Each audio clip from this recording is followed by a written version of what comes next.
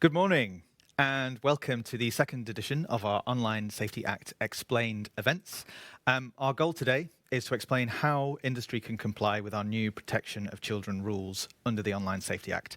So earlier this year we covered illegal content, and now we're focusing our latest policies, guidance and other documents covering the protection of children.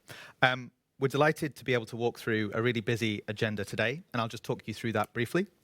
We're going to start with an introductory session where we have some fabulous speakers from Ofcom and from our external partners as well. We're then going to focus on what constitutes content that's harmful to children. It's a complicated definition under the Act, and it's really important that everyone gets a good grasp of that from the start of their compliance process. We're then going to talk through the process of how to do your children's risk assessment, and that comes alongside a demo of our new digital toolkit that you can use online to help you. This afternoon, we're going to be focusing on the response to that harm and to those risks. We're going to look at our codes of practice across 3 sessions on our measures for all services and those that are higher risk and larger. We're going to look at highly effective age assurance and who should apply that on their service and in what circumstances and what that means.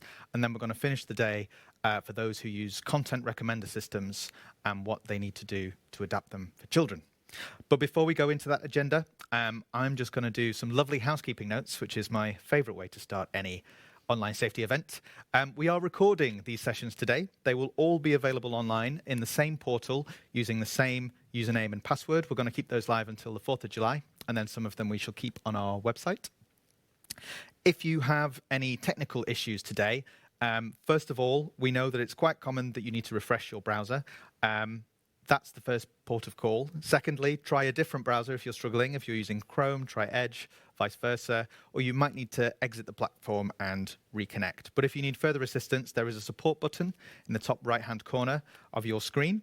And we also have the email address ofcomevents@ofcom.org.uk if you find yourself stuck. Hopefully you won't encounter any technical issues. And what you will be referring to instead in your screen is the Useful Resources button. That has a selection of links for each session where you can find more material and guidance to what we are talking about in each session. We've also included there some of the previously asked questions from our illegal harm session, so it might be worth looking at that if you're planning to ask any questions. On the subject of questions, we are going to have Q&A sessions through sessions 2 to 6 today. So you might want to hold back your question to the most relevant session to make sure we've got the right experts in the room to answer it for you. We will get through as many as we can. We might need to group them together thematically. And if you don't have your question answered today or you want to follow up, you can use our inquiry service, which is on our Online Safety Guide for Services page, and we'll be sure to make sure that link is included in the follow-up email. The follow-up email will also include a request for feedback. Your feedback makes these events run smoother and better, so please do fill in the feedback form, and your insights will help us shape these events in future. That's enough housekeeping from me.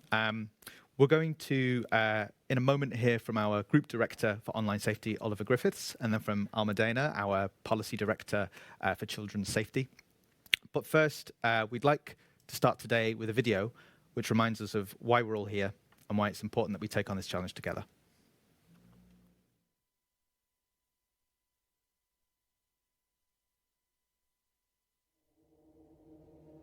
My son's into gaming and football, so why are you showing him content that tells him to hate and mistreat women? When my little boy is safe at home, why are strangers asking him for topless photos? Why did you let people share nudes of my 14-year-old daughter? What if it was your daughter? Why is my daughter being targeted with clips of kids in our area being violently attacked? Why are you allowing your platform to be a playground for paedophiles to groom children? My teenage daughter's hair fell out because she was bullied on your platform. How can you let dealers push drugs to my 14-year-old on your site? How can you let my child that is 14 years old see photos of child pornography? You allowing your platform to expose suicide content to playground for paedophiles.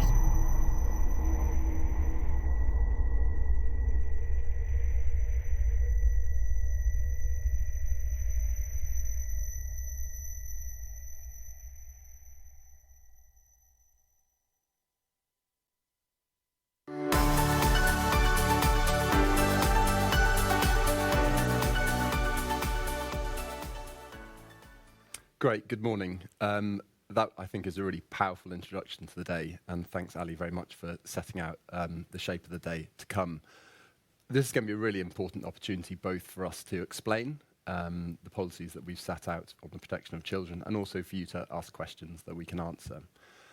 And really pleased to see such a broad range of engagement with this session. We've got over 300 people from right across the spectrum on online services. We've got social media companies, we've got streaming and gaming platforms, we've got marketplaces, we've got dating services and discussion forums. And these are ranging from some of the biggest multinationals all the way down to very small domestic businesses. We also had trade associations, we've got age assurance service providers, got lawyers, advisors, and academics, and you're all extremely welcome to the event. Just to introduce myself, so I'm a few months into the role of Group Director overseeing online safety. And I suppose the big theme of my career has been operating right at the interface between companies and major public policy goals. And this has been both on the public and private side of that. So I was 10 years ago the president of a small fintech that was being regulated by the FCA. So I have definitely stood in your shoes as well. Another theme of my career has been grappling with large global challenges and collaborating internationally so that we are able to make progress and move forward together. And I hope what you see from today is something that really struck me over the opening weeks, which has been both the quality of the staff and the commitment they have to making life safer online, especially for children. Now, before we get into the detail of the codes and the guidance, I wanted just to set out the bigger picture in terms of where we are at the moment. And obviously, the Online Safety Act has had a long and torturous journey, but this has been received royal assent now over 18 months ago. And we've now got, I would say, the major sets of foundations in place to make sure that the Act is in force. In December, we set out the harms codes, and these then led to risk assessments being in place for March, and I know a number of you attended the event that we put on to explain that. In January then had guidance on the children's access assessments and on highly effective age assurance, and these then led to the access assessments being done in April. And then in March, just 6 weeks ago, we set out the protection of children statement, and that is going to be the focus of our event today. And obviously, the risk assessments are now due next month, and we are moving to an important point in July. I think July is so important because we're going to have measures in place to protect from illegal content. We need to make sure that services have got clear plans in place in terms of meeting the children's safety duties. And if you have pornography on your service, then we need to make sure that we have highly effective age assurance put in place. That's going to be a major change in the market. And overall, we feel this is going to lead to a major difference in the online experience. And here's where our focus will be as Ofcom, just so you have clarity on that. These are the 8 strategic priorities that we're focused on internally, just so that you're aware. So to run through these are in terms of governance and accountability, making sure that children are protected from harm online, including pornography, obviously the major focus of our event today, that offenders can't share child sexual abuse content. 4th, that illegal content is taken down quickly. 5th, that women and girls face less harm and abuse online. 6th, that online fraud is reduced for people online. 7th, that all users, and especially children, are empowered to have control over their online experience. And lastly, that more transparency is there in terms of how platforms keep users safe. Just to conclude, I am very clear that lots needs to change here, and that has to be the theme for today. But you have a commitment from me and from Ofcom that we will approach this in a proportionate way, that we will look to make sure that we regulate with you, and we believe that regulation is most effective when we engage constructively with you. But we will also use enforcement powers when needed to make sure that we are addressing the risk to our children.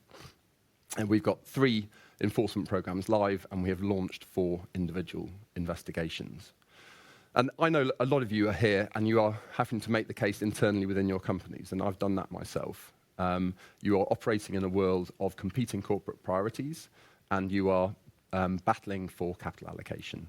And what we help to do in this session today is to clarify what you need to do as companies, but also so that we can set out the effect that these changes will have to improve children's lives online.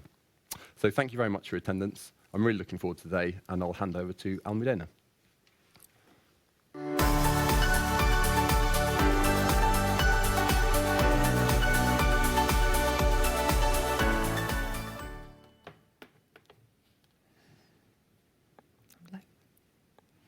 Hi. Hi, everybody. My name is Almudena Lara, and I am the Policy Director with responsibility for child online safety. So I've been leading the work here at Ofcom to get together this package of regulations that we published in April. The set of regulations that we are going to be discussing today set an important foundation for ensuring that children have safer experiences online. This is actually, I'm not exaggerating when I say that this is a radical change in the way that we expect services to be serving children online. Up until now, there has been very limited regulation, mainly relying on self-regulation, and this changes with this package.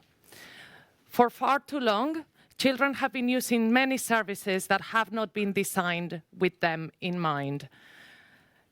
Services that do not account for the special needs of children and the vulnerabilities that they have online, and that, frankly, as our evidence demonstrates, are not safe for them to use.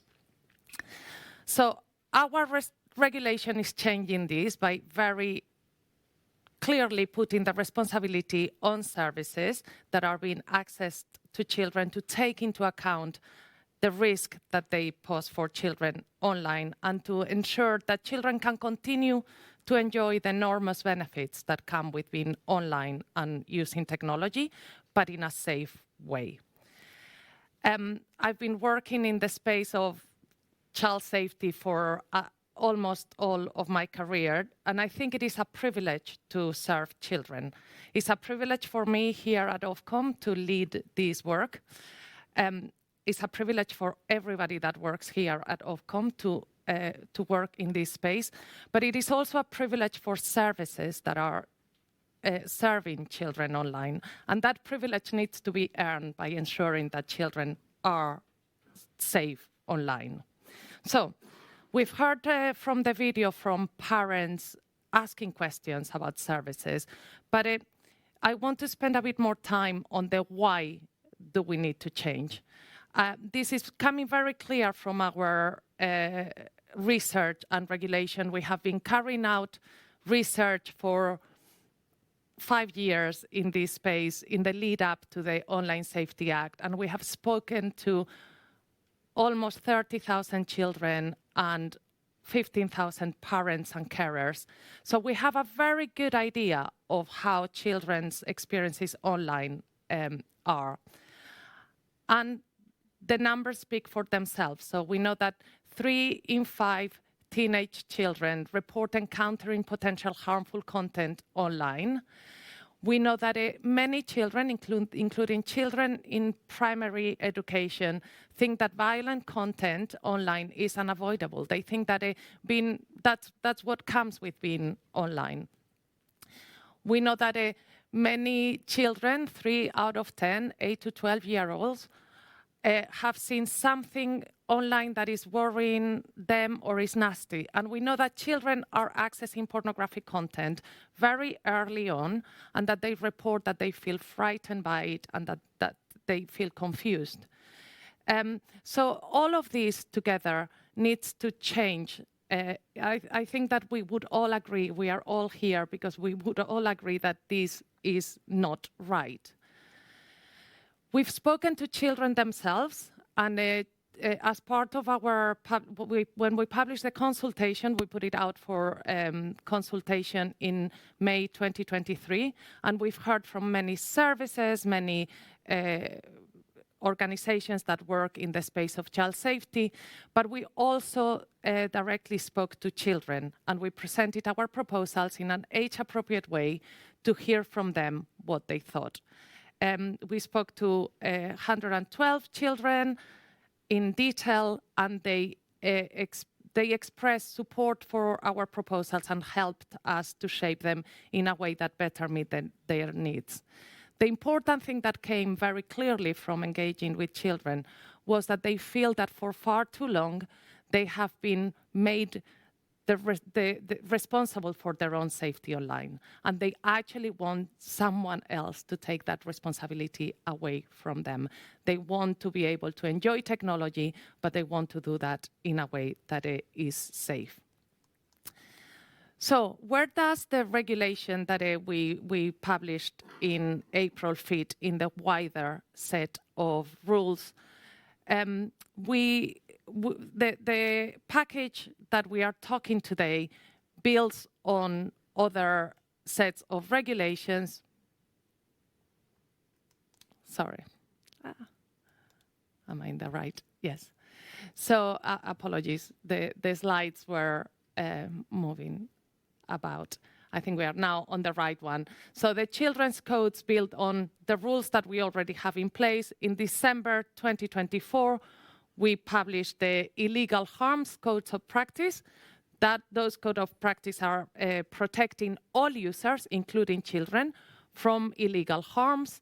And that includes as well protecting children from grooming and child sexual exploitation. In January 2025, we published guidance on highly effective age assurance, which is the standard that we expect services to apply to prevent children from accessing pornographic content or dedicated pornographic services, but also the standard that we expect them to apply when it comes to tailoring the experiences for children and preventing them from accessing other harmful content. So that's where our April 2025 codes and wider regulations fit in this agenda. They build on top of each other in a way that they make sure that children have safer experiences online.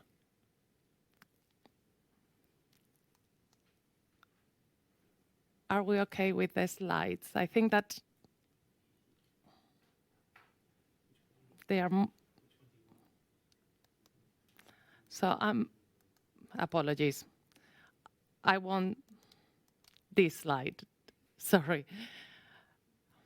Some technical difficulties.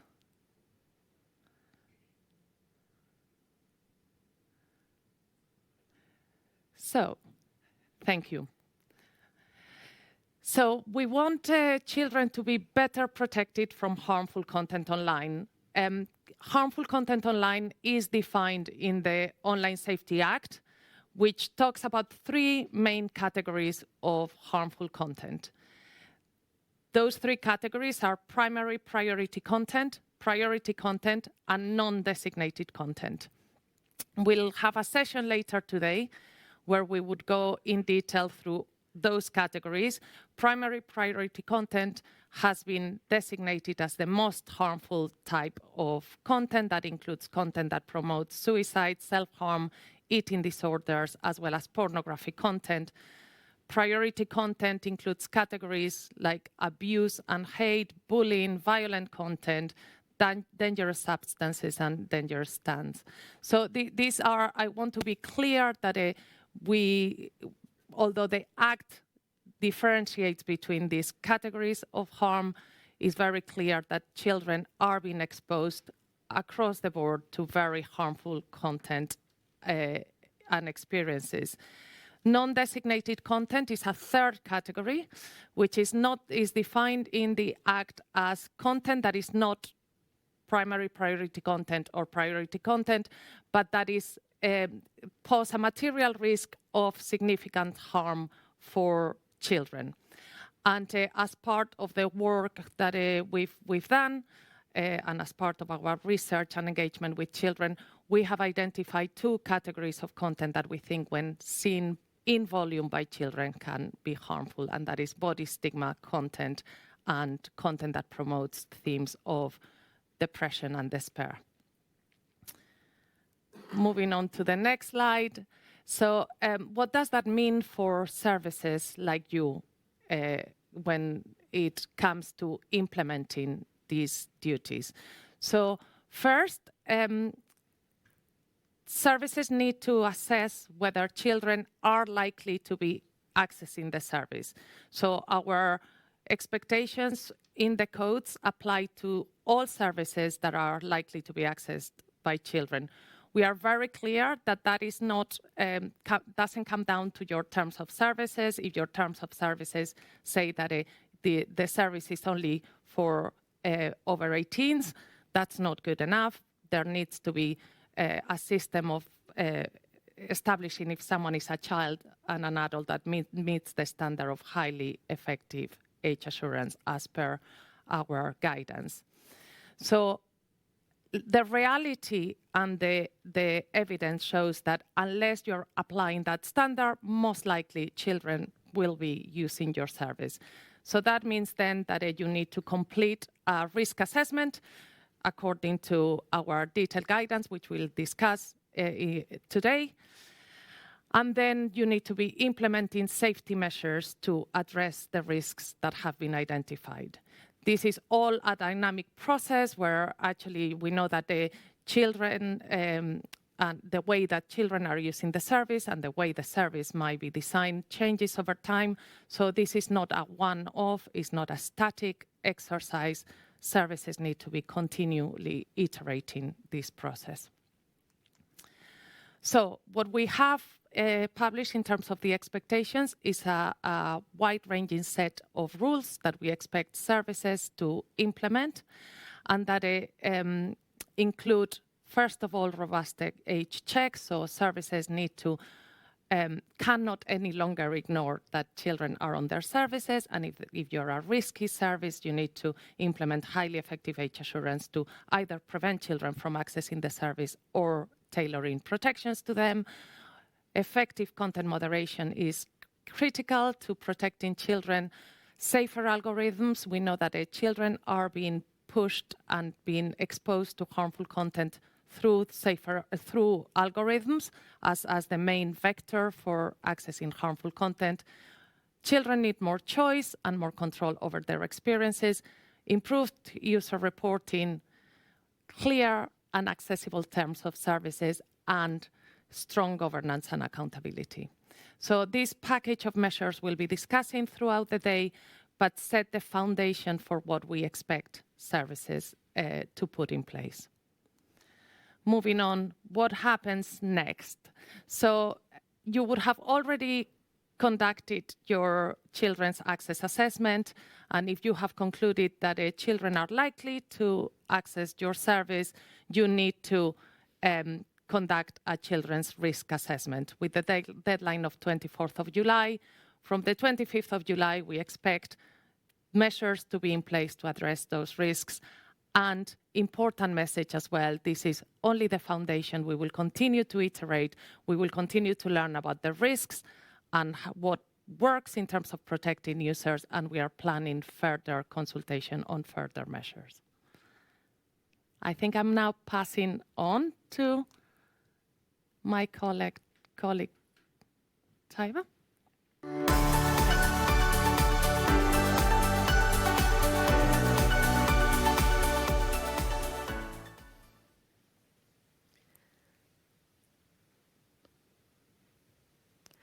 I'm Taiba. I'm one of the principals in the supervision team. Part of our role as regulator includes us overseeing and enforcing the adoption of the policies that Al Medina has spoken to you about. There's a range of resources and support that we provide, including structured engagement through supervision and taking enforcement action if necessary. Supervision involves us having productive working relationships with services, and this includes regular engagement. We expect supervised services to be involved in more of the work to achieve Ofcom's strategic aims. But because of the scale and the breadth of the online safety regime, it's not practical for Ofcom to have a supervisory relationship with all regulated services. Supervised firms are likely to be those with a higher reach or services that Ofcom believes might pose a higher risk to users than other services. Our work with supervised services is focused around 3 core activities. The first is understanding systems and processes in detail. The second is assessing how well they protect users. And finally, pushing for timely improvements where we consider that these are necessary. What does this look like in practice? So we have regular engagement and open conversations with supervised services to support the implementation of our regulatory framework. On the screen, you'll see the approach that we take when we're engaging with services to support the implementation of the regulatory framework and to deliver our strategic aims. We're already driving compliance under online safety. We supervise over 50 of the largest and riskiest services across industry. A wide range of online services have completed their first risk assessments, the illegal harms risk assessments, with Ofcom now analysing more than 60 from large and higher risk services. Following our statement on highly effective age assurance in January, our supervision and enforcement teams have sent hundreds of advisory letters to publishers of pornography, such as studios and pay sites. And since then, around 40 publishers have provided details of the age assurance measures that they're planning on implementing across 1,300 sites. We'll be expecting action from user-to-user services which allow pornography from the 25th of July.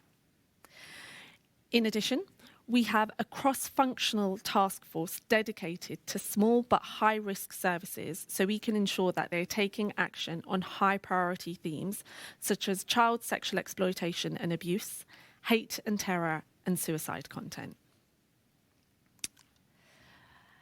Now, supervision isn't new to Ofcom. We have experienced supervising services under the VSP regime.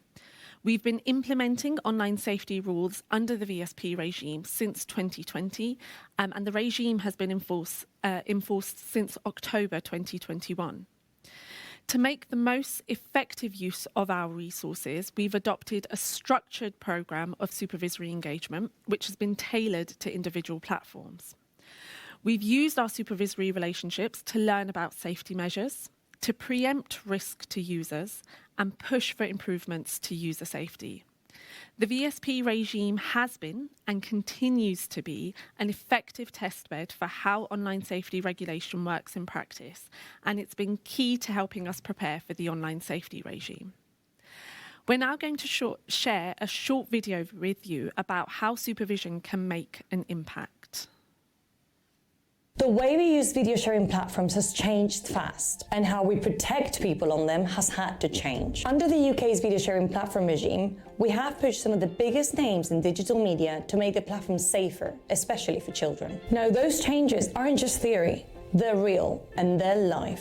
Let's take a look at what tech companies are already doing to protect their users and what more is to come. Snapchat's already made 2 major shifts. First, when new users sign up, the platform asks for your age and sets the experience accordingly. But the default isn't 18 anymore, it's 13, aligning with the minimum age for use, so younger users aren't wrongly assumed to be adults. Secondly, they've rewritten their user policies in a way that's actually understandable to children and teens. That means clearer rules, fewer loopholes, and better awareness of what's allowed and what's not. Over on Twitch, we've seen some smart upgrades too. Now, mature content not suitable for children is completely hidden unless you're signed in. No account, no access. If a user isn't signed in, but stumbles upon something unsafe, they can now report it directly. No account required. It means all users, including kids, aren't locked out of reporting tools just because they're not registered users. TikTok has made changes too.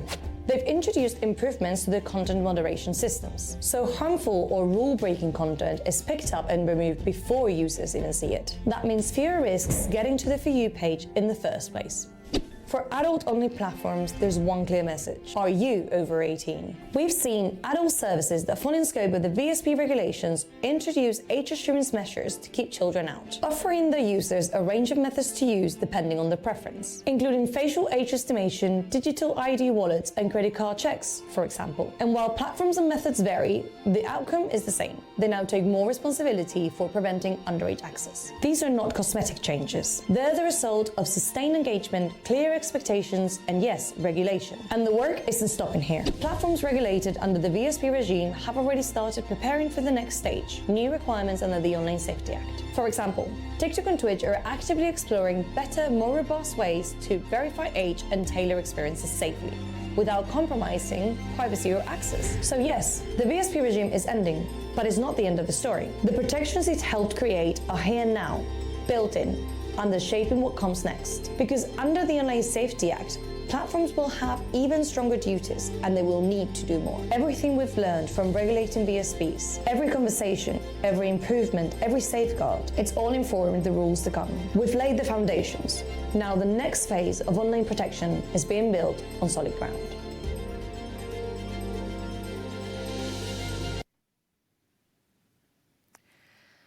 We hope this gives you some insight about our experience supervising services and driving compliance with online safety regulation. Now, under the Online Safety Act, we can't supervise everyone, but we do expect all online services within scope of the Act to comply with the rules that apply to them. To help you do that, you can find a range of resources and support tools online, whether you want to check if your service is in scope, if you want to read a summary of the rules, or if you want to find a template to help you with your children's risk assessment. All of these resources are available on Ofcom's website on the Guide for Services page, and we'll include a link to this in our follow-up email after the event today. That's if you haven't bookmarked it already. We'd also encourage you to sign up online for future events. And with that, I'll pass over to my colleague Camilla from the enforcement team.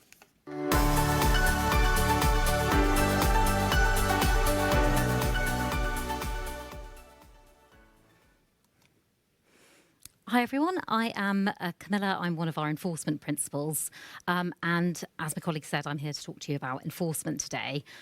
So the role of enforcement is to support Ofcom to achieve its priority objective of creating a safer life online, especially for children.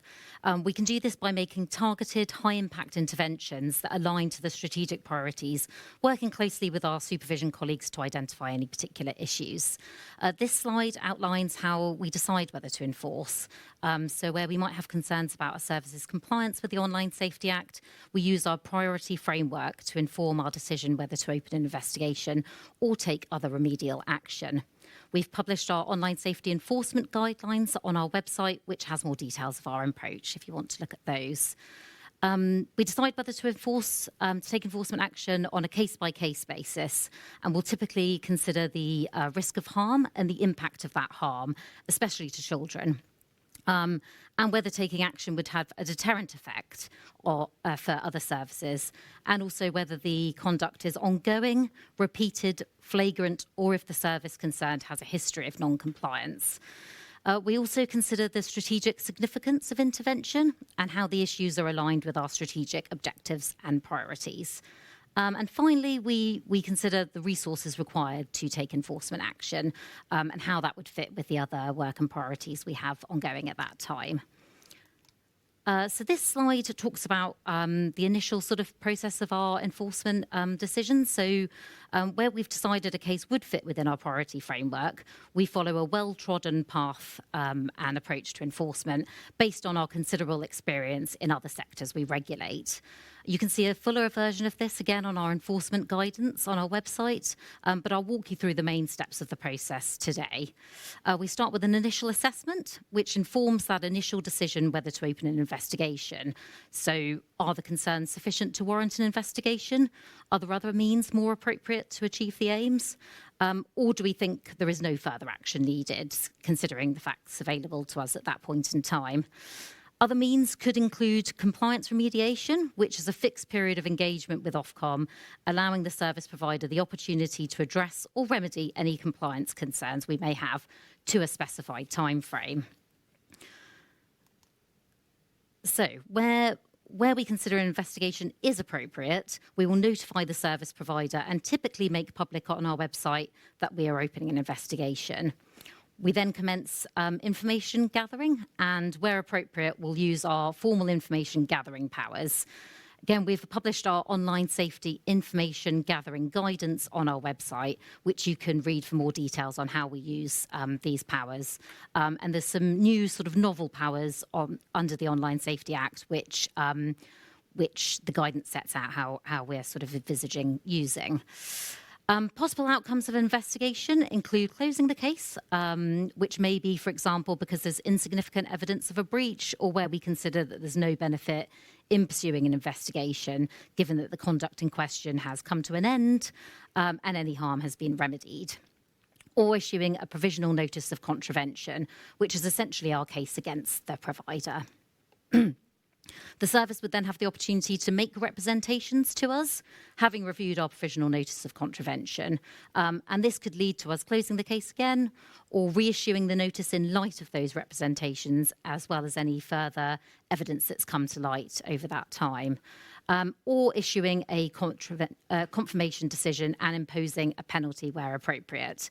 That can be up to 10% of the service provider's revenue or £18 million, whichever is greater. Okay, where we consider it appropriate to issue a confirmation decision, we'll typically publish this on our website, and this decision will confirm that we are satisfied the subject has failed to comply with its obligation and sets out our reasoning for that. It will also include any details of any penalty to be paid and remedial steps to be taken. We'll then consider the case closed. Okay, this slide talks through our current enforcement activity that we have open under the Online Safety Act. We have opened 3 enforcement programmes, which are considering whether services are complying with certain key aspects of the regime. So our initial focus here is looking at areas where there are quite clear duties on service providers, which we'll be monitoring and we can enforce effectively if there is evidence of non-compliance, where we think will have a big impact.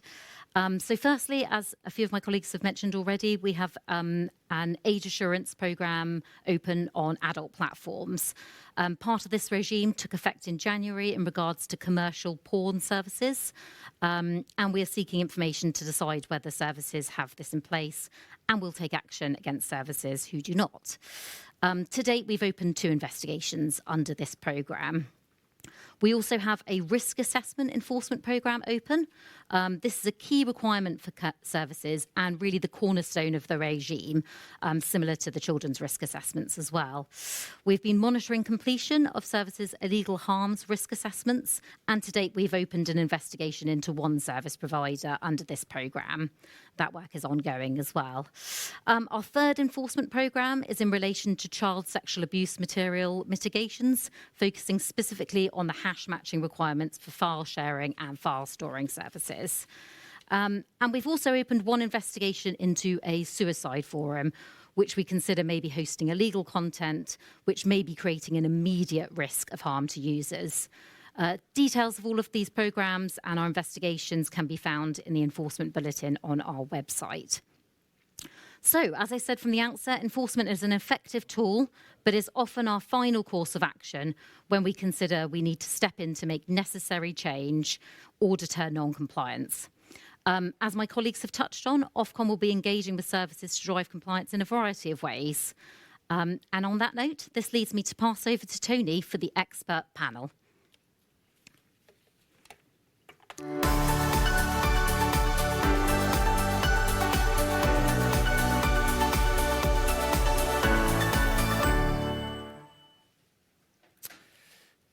Great, thank you very much, Camilla. So we turn now to our session with some experts from Ofcom, from NSPCC, and from one of the services that we regulate.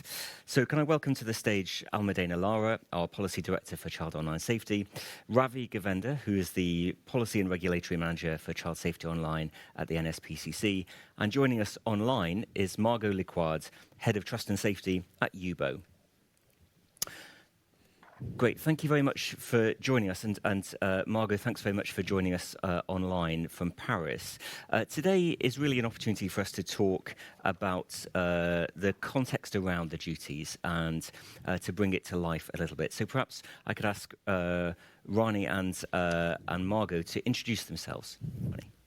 Yeah, hi, thank you for having me. I'm Ronnie Govender. I work at the NSPCC in policy on children's safety online. For anyone who isn't familiar, NSPCC is a leading children's charity. We work on all matters to keep children safe, and one of these is about keeping them safe online. It's one of our 3 organisational priorities, and we're really committed to working ourselves and working collaboratively to drive forward a safer online world for children. Ronnie, that's great, thank you. And perhaps, Margot, would you mind introducing yourself and you both for just a couple of sentences? Yeah, sure, thank you. So, hi, my name is Margot. I'm the head of Trust and Safety and Public Affairs at UBO. My team basically leads safety operation, policy development, and risk management. UBO is a French social discovery platform. We basically help Gen Z users to connect and make friends all over the world based on interests, languages, and age. And we have different safety and live streaming features for users to be able to connect. Great, thank you very much. Now let's talk first about children's experiences online, and perhaps Ronnie, I can turn to you. What do we know about children's experiences online and what needs to change? I mean, I think we know that, unfortunately, at the minute, children's experiences are far from as safe as they should be. Almudena just before outlined the scale of this. The statistics often speak for themselves. Children on a daily basis can be encountering harmful content persistently online. At the NSPCC, we have the privilege of running Childline, and through Childline, we hear from children about the impact this content is having on them. And it's clear that it really does take a toll on mental well-being. Children talk about their anxiety, having intrusive thoughts, having trouble sleeping. And we've all heard, sadly, some of the most severe cases where this really can have a devastating impact for children and families. I think one thing that really upsets me as well is there's often a sense of hopelessness from children, a belief that things aren't going to change, whether that's seeing the impact of misogynistic content on their peers or them themselves getting stuck seeing really dangerous content. They contact us because they're worried that they don't know how to get out of this. But why do things need to change? I mean, none of this is acceptable, but I think one of the main drivers for me is that we know that the online world can offer huge benefits for children, and too often that's getting lost at the minute. So we really need to see that shift so that rather than having experiences which are dominated by harm, children can really get that value when they go online and feel safe doing so. Lovely, thanks very much. And that perspective of there being a different future possible is really interesting, and one that's going to drive throughout a theme throughout today. And turning to you, Margot, what experience do you want children to have on UBO, and what are the challenges you faced in delivering that? So that's a big question, but I think one very important thing is that from the beginning we've understood how safety was going to be crucial to our users and our community. So we've developed a safety by design approach from day one, where we basically place safety at the core of our products and every stage of our user journey. We want children to experience connection in a space where they feel safe, included, and equipped to navigate through online risk with a heavy focus on age-appropriate experience. To give you a few ideas of a key feature, we have age-separated communities where minors and adults cannot connect or see each other. We have real-time moderation in live streaming to detect and respond to risk as they may happen. And most importantly, we also have educational tools like live alerts and in-app warning that help young users to make safe choice and learn to behave online. Obviously, we're a fairly small company. We've been created in 2016. So our main challenge is to do this at scale with limited resources. As a smaller platform, we have to prioritize high-impact solutions and adapt quickly to emerging risk and trend, while still holding ourselves to ambitious safety standards. That's really interesting, Margot, and I think we'll come back to some of those features that you've got later in this session. Turning to you, Almudena, you've had quite a career in children's safety at DFE and then at NSPCC, Google, and now here at Ofcom. How has this shaped your understanding of children's experiences and what we need to prioritise? Yes. So I consider myself very lucky for having had those different perspectives on child safety and the experiences of children online. And I think that it is very important to have that broad set of understanding. I started my career in the space of child safety at the DFE, so I saw how legislation and how driving big programs from government can impact the safety of children online, then I think the three of us actually have been at the NSPCC. You currently are at the NSPCC, Rani, but it's very important the role that campaigning organizations also play in highlighting and bringing forward the experiences of children in real time. Then I moved on to Google, and that was really fascinating experience to work with really talented people that really care passionately about what they do, but also seeing some of the frustrations across the sector of people that want to put forward safer experiences for children, want to make the right changes online, but actually sometimes those don't get prioritized within organizations. And for me, that was why I moved to the regulator, because I think that here is where I can have impact at scale by changing and shifting those decisions within companies and making it clear that actually protecting children is part of the decision-making process, and that actually they need to think about the experiences of children online. I spoke before about serving children being a privilege, and I genuinely think that we need to think about it in these terms. Nobody has the right to have children in their service. We need to earn these on a day-by-day basis, and we need to make sure that the services that children experience are safe, and that they can, as Ravi was saying, enjoy technology and enjoy all the benefits that technology bring to them. We try to do this as well across Ofcom, so I'm very lucky because I had all those experiences online throughout my career.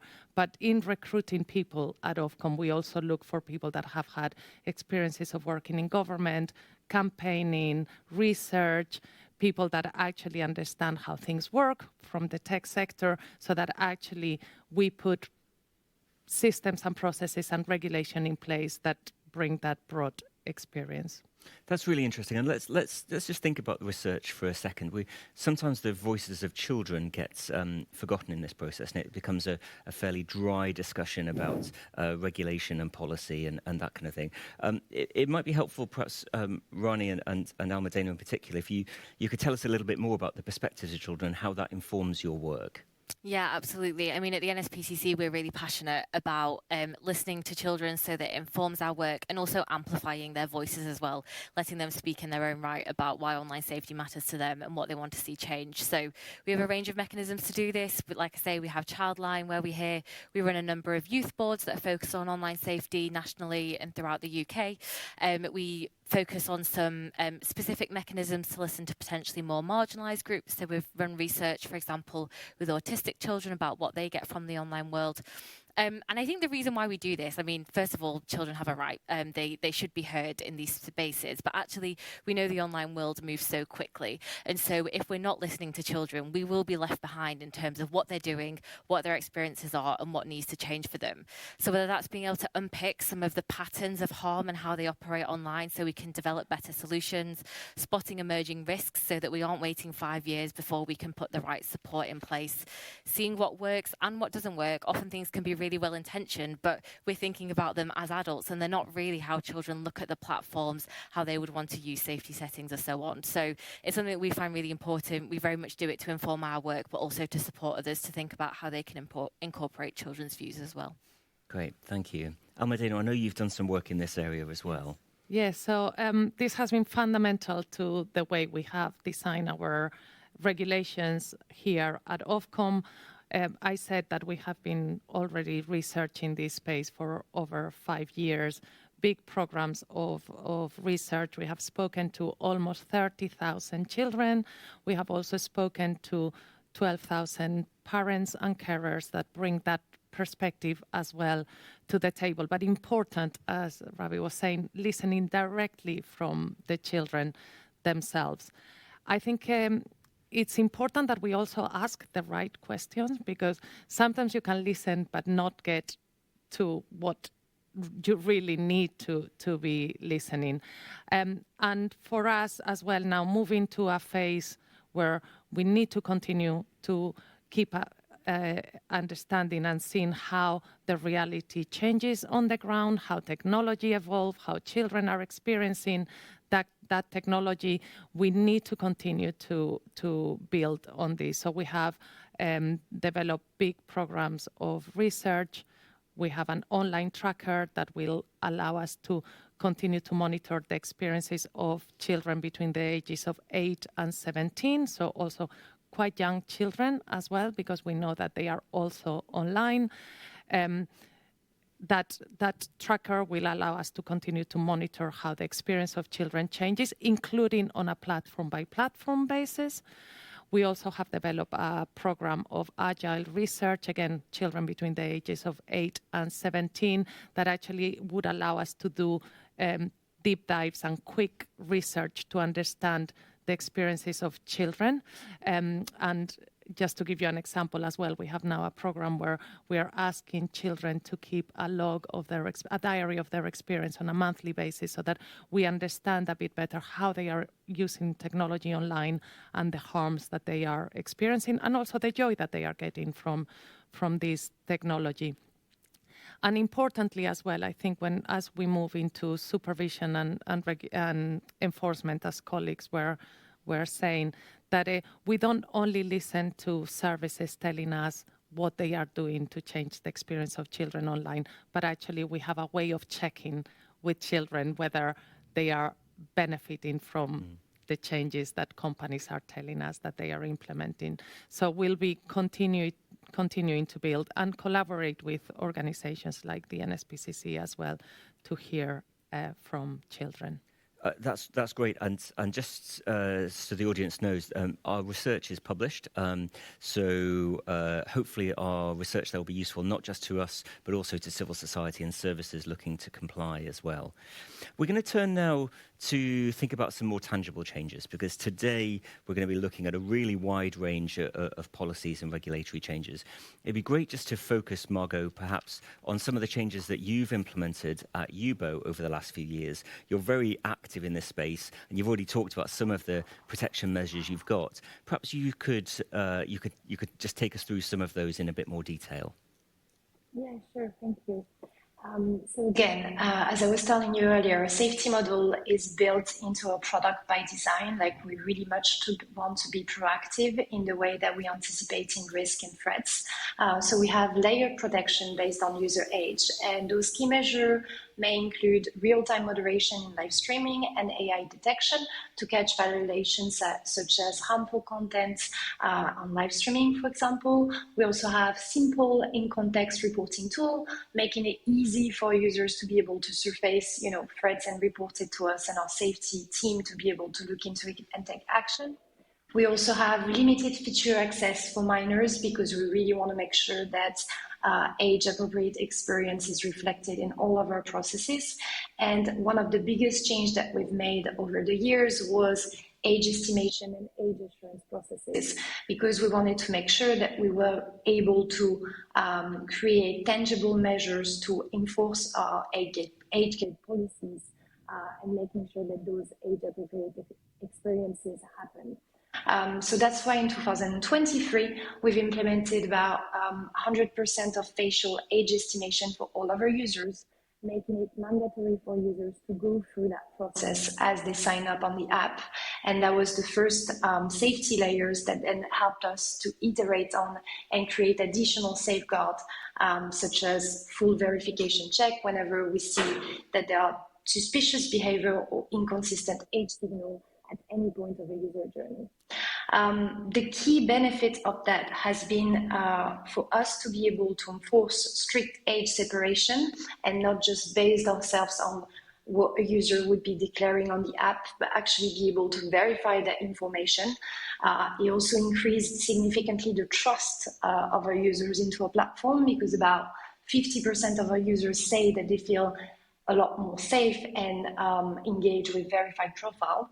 It also gives you the benefit of reducing bots, scam, child enticement risk, and fake accounts.